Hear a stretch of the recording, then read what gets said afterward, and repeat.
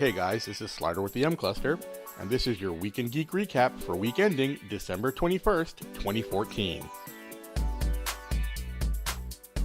In the third part of Peter Jackson's extended rendition of one of Tolkien's earlier works, The Hobbit, The Battle of the Five Armies, completes the epic tale of Bilbo Baggins as played by Martin Freeman. Along with Bilbo, our cast of characters including Gandalf, Legolas, Bard, Tauriel, Thorin, Vandrel, and the dreadful menace of Smaug. I am fire. I am death.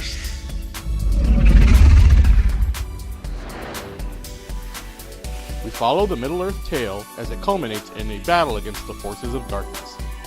With a runtime of 2 hours and 24 minutes, this movie is rated PG-13 for violence and potential bladder injury. This 1981 beloved musical gets a reboot with this Sony Pictures production surrounding a rags-to-riches orphan played by Beast of the Southern Wild, Quvenzhané Wallis. This film also co-stars Jamie Foxx, Cameron Diaz, and Rose Byrne.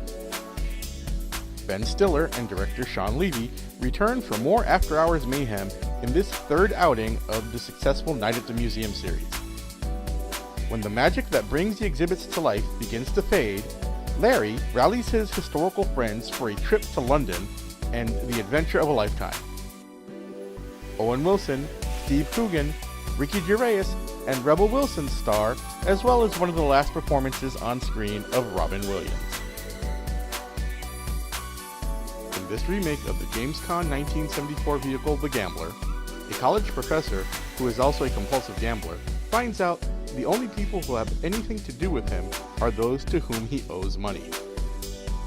Starring Mark Wahlberg, Jessica Lange, John Goodman, and Brie Larson, this movie is rated R for language and sexual nudity. Timothy Spall stars as the great British painter J.M.W. Turner. This film is a look at the last quarter century of the artist's life. Profoundly affected by the death of his father, and loved by his housekeeper, Hannah Danby, whom he takes for granted and occasionally exploits sexually, he forms a close relationship with a seaside landlady with whom he eventually lives incognito in Chelsea, where he dies. This film is rated R for sexual content.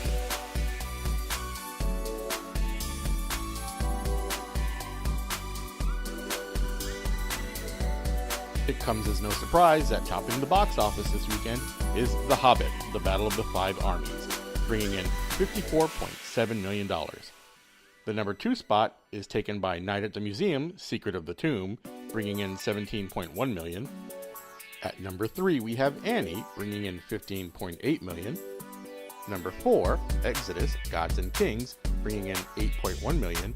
And rounding out the top 5, The Hunger Games, Mockingjay Part 1, with $7.8 million.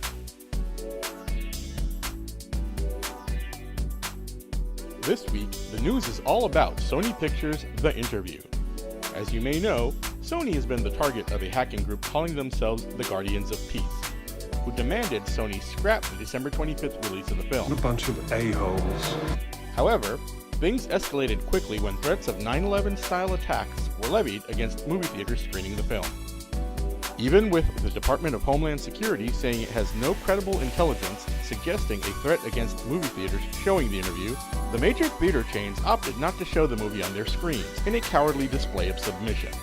In a move that could only be described as chicken shit spinelessness, Sony decided to make things worse by announcing that the release had been canceled.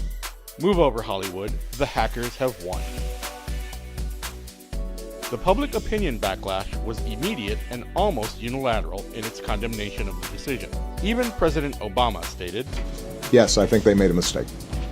We cannot have a society in which some dictator someplace can start imposing censorship here in the United States." And that's really what this is about. Another country attempting to impose censorship in our country under threats of force. It remains to be seen how this will play out, but in my opinion, if Sony doesn't have the spine to distribute the film, release it online to the torrent sites and let them handle your business for you. And that's your Week in Geek wrap-up for this week. Don't forget to like, favorite, and subscribe, and follow us on our social media pages on Google+, Facebook, and Twitter. From all of us at the M Cluster, we hope you have a safe and happy holiday.